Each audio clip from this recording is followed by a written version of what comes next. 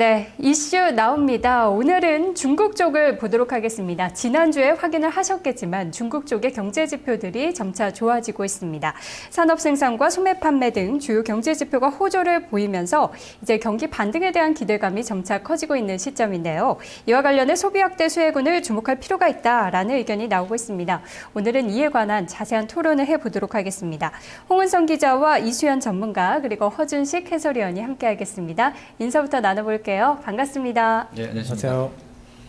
네, 시청자 여러분께서도 이 주제나 또 주제와 관련된 종목에 대해서 궁금하신 부분이 있다면 함께 참여해 주시기 바랍니다. 토마토TV 홈페이지 아자아자 게시판 통해서 여러분의 의견도 저희가 접수를 받고 또 이 시간에 함께 이야기 나눠보도록 하겠습니다. 먼저 기자에게 질문을 좀 드려볼게요. 10월에 중국 경제 지표 예상보다도 좋게 나왔다고 하는데요. 홍은성 기자 어느 정도 수준이었습니까? 네, 중국의 주요 경제 지표가 이 호조세를 보이고 있습니다. 특히 중국의 10월 거시 지표가 이 전월에 비해 물가 상승률은 둔화되고 생산, 투자, 소비는 모두 개선된 것으로 나타나서 이 경기 반등 기대가 더욱 커지고 있는 상황입니다. 중국 국가통계국은 지난 9일 10월 산업 생산이 전년 동월 대비 9.6% 증가했다고 발표했습니다. 이는 전문가 예상치인 9.4%와 전월의 9.2%를 모두 웃도는 수치입니다. 같은 기간 소매 판매도 전년보다 14.5% 늘어나 이 시장 정막인 14.4%와 전월의 14.2%를 소폭 웃돌았고요. 농촌을 제외한 고정자산 투자는 전년 동기 대비 20.7% 증가해 역시 시장의 예상치를 상회했습니다. 이거 같은 경우에는 중국 정부가 지난 4월 이후 대규모 공공 프로젝트를 잇따라 승인을 하면서 이 경기 부양이 나선 것이 효과를 낸 것으로 해석되고 있습니다. 이러한 가운데 중국의 10월 소비자 물가지수 상승률이 1.7%로 지난 2010년 1월 이후 33개월 만에 최저치를 기록했습니다. 아울러 생산자 물가지수도 2.8% 하락해 앞으로도 물가 안정세가 이어질 것으로 좀 전망이 되고 있습니다. 중국 당국도 이 자국 경기에 대한 좀 자신감을 드러내고 있는 상황인데요. 인민은행 저우샤오창 총재는 제18차 당대회에서 일부 경제 지표가 호전되는 등 이 경제가 안정되고 있다고 언급했습니다. 네, 일부 정책들이 효과가 나타나고 있고 물가도 이제 안정을 찾고 있다 이런 이야기들이 나오고 있는데요. 허 의원님, 네네. 중국의 4분기 GDP가 이제 7.7% 정도 성장을 기록하면은 네. 8분기 만에 하락세에서 벗어날 것이다라는 전망도 나오고 있습니다. 네. 중국 경기 바닥론 어떻게 보세요? 네, 일단 대부분의 이제 전문가들도 그렇고요. 제 생각도 마찬가지인데요.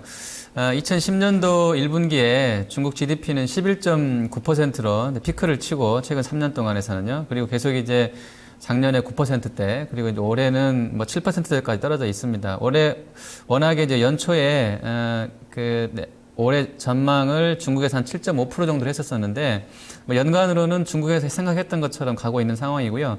3분기가 7.4%로 워낙에 좀 안 좋게 나왔었고 지금 10월 달 들어서는 뭐 PMI라든지 이런 부분들 일부 뭐 언론 연구원들은 계절성 때문이다 또는 이제 미국의 연말 특수 앞두고 미리 땡겨진 소비 때문에 10월 달에 지표가 좀 좋게 나오고 있다 이런 평가도 하고 있긴 한데요. 어쨌든 점진적으로 미국도 마찬가지고요. 중국 경기도 완만하게나마 좀 상승세로 가려는 움직임은 있는 것으로 판단이 됩니다. 네. 네. 자, 그렇다면은 이러한 좋은 흐름들이 시장에도 잘 반영이 되고 있는지 궁금해 하실 텐데요. 상하이 종합지수만 봤을 때는 최근에 2100선까지 회복을 했다가 최근에 또 미국 증시 영향 함께 받으면서 조정받기도 했잖아요. 전문가님 보시기엔 어떤가요? 차트 흐름이? 네, 중국 상해종합지수 일봉 차트를 먼저 보여드리겠는데요. 약 5개월 동안, 5월서부터 10월까지 하락 트렌드를 형성을 했는데요. 10월 달에 이제 강하게 고점을 돌파를 하면서 반등을 나섰습니다. 그리고 상승 채널을 형성을 했는데요. 현재는 좀 지난주 4일 동안 하락을 하면서 상승 채널의 저점인 약 2060선 부분에 와 있습니다. 오늘 종가로서 2060선을 지지해 준다 그러면 고점인 2160선까지 추가적인 반등도 가능할 것으로 판단하고 있습니다. 그리고 다음 장에 이제 주봉 차트인데요. 주봉 차트를 보면 아직 바닥은 확인했지만 크게 반등하는 모습은 보이지 않고 있습니다. 20주선 저항을 받고 있는데요. 이게 빨간 선이 지금 20주선인데 이것을 돌파해야만 30주선이 2200선까지 올라갈 수 있을 거라고 판단을 하고 있습니다. 그리고 이제 본격적인 추세 상승의 흐름은 30주선인 2200선을 돌파할 시점 그 이후에나 좀 판단할 수 있을 것으로 생각하고 있습니다.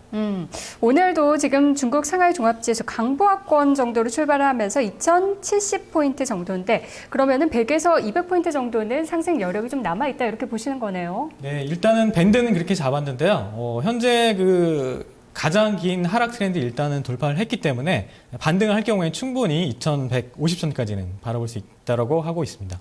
네, 알겠습니다. 자, 홍은성 기자, 이 전통적인 중국 관련주 하면은 우리는 철강이나 화학 등이 많이 거론이 됐었는데요. 이제는 또 소비 확대주에 대한 얘기가 나오고 있습니다. 무엇보다 시진핑 시대에는 투자보다 소비에 좀 초점이 맞춰져 있다라는 이야기가 나오고 있기 때문인 것 같은데요. 구체적으로 어떤 내용입니까? 네, 시진핑 시대를 연 중국 정부가 이 분배 정책을 강화할 것이라는 기대감이 나오고 있습니다. 18차 당대회에서 중국은 2020년까지 지난 2010년 국내 총생산 대비 2배를 달성하겠다는 이 계획을 발표를 했습니다. 이는 향후 연평균 7% 성장이면 달성할 수 있는 목표인데요. 결국 중국 정부가 정책적으로 이 강력한 성장보다는 분배에 대한 관심이 높은 것으로 좀 해석이 되고 있습니다. 특히나 시진핑 차기 지도자는 이 18차 당대회 이후 분배 개혁안을 발표할 예정인데요. 개혁안의 기본 방향은 고소득자 임금 인상 제한과 증세, 저소득층 최저임금 상향 조정과 감세, 그리고 지역별, 업종별 임금 격차 해소로 알려져 있습니다. 전문가들은 이번 분배 개혁안이 발표가 되면은 이 중국 내수 소비 저변이 1, 2선 도시에서 이 3, 4선 도시까지 확대될 것으로 내다보고 있습니다. 때문에 시장에서는 이 투자 관련한 이 모멘텀을 기대하기는 어려워도 소비와 관련된 모멘텀은 오히려 강화될 수 있다고 좀 내다보고 있습니다. 그렇군요.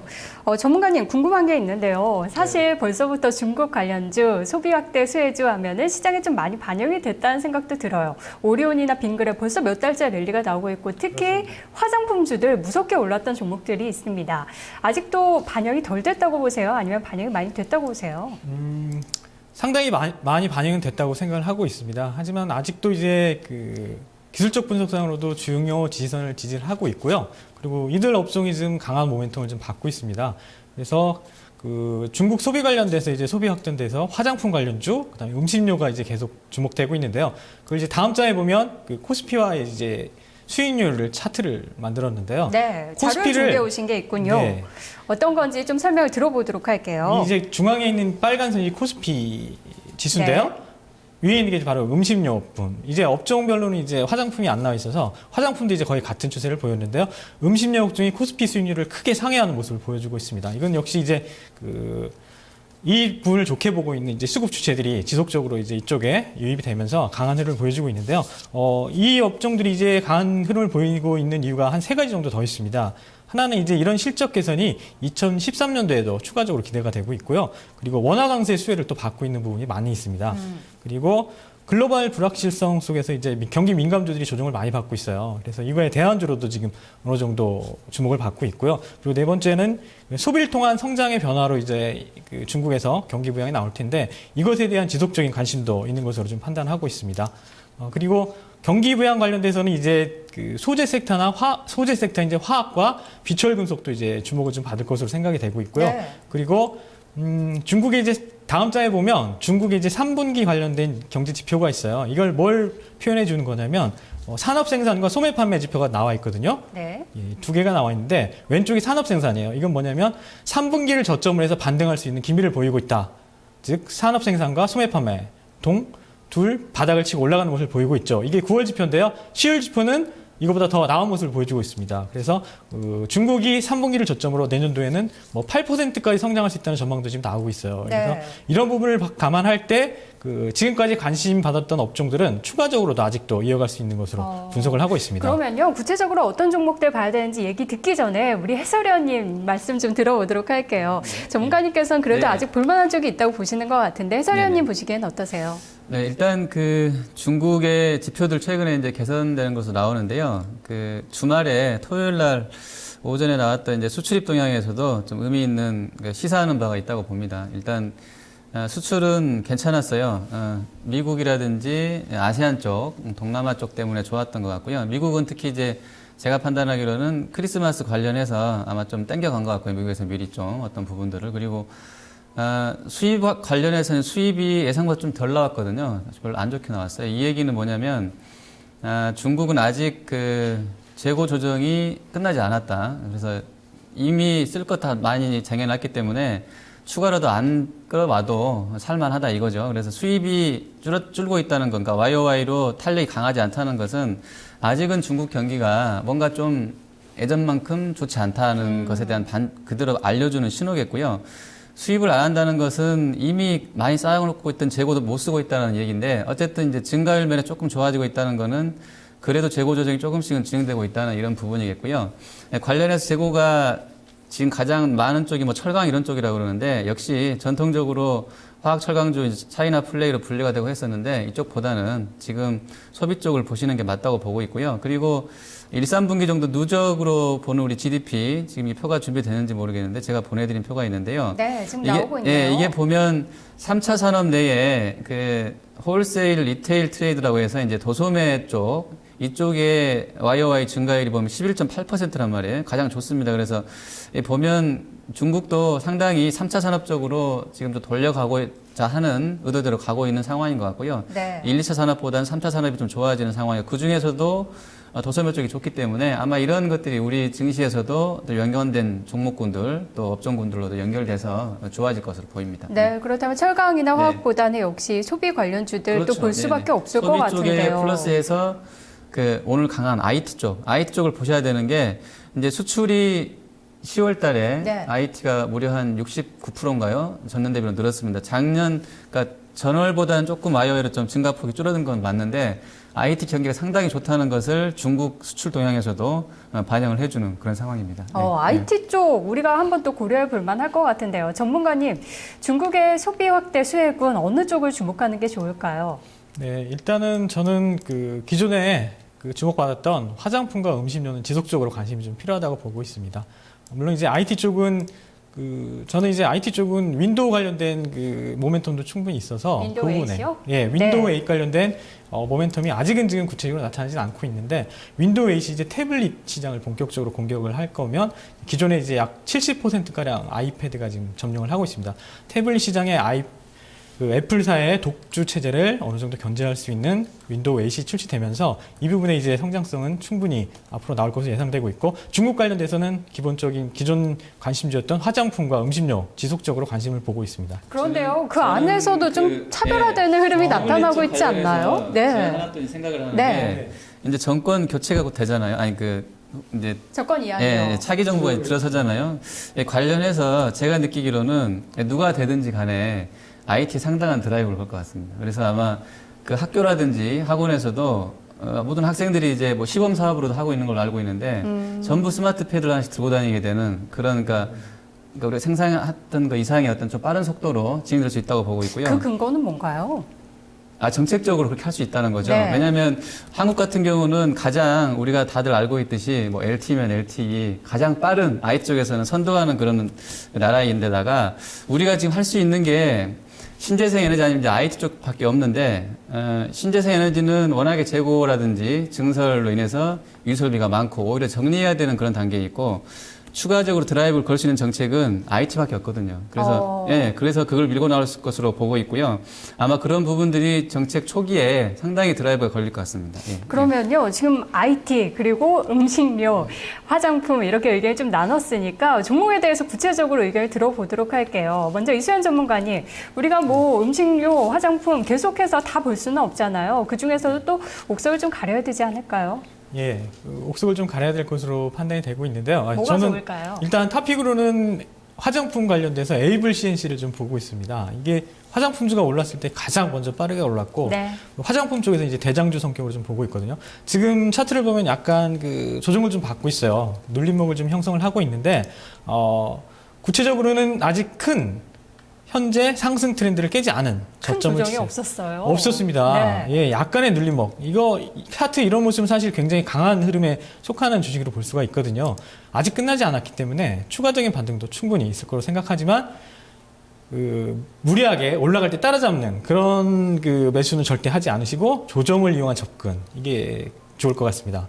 저는 사실 이 종목을 제가 스몰캡했던 종목인데 2만 원대 회사 방문을 했었거든요. 그때도 중국 네. 쪽에 열심히 진출할 거다라고 말씀하셨는데 이 정도까지 오를 줄은 몰랐어요. 해선위원님께서도 그런 생각하셨죠. 어떤 에이블 CNC요. 에이블 CNC 요. 예, 제가 예, 예. 스몰캡 리포트 쓴 것도 직접 봐주셨잖아요. 좋은 회사라고 맞습니다. 말씀을 해주셨는데. 네, 이 종목은 저희도 이제 방송하면서 계속 시총 1조까지는 간다고 했었는데 네.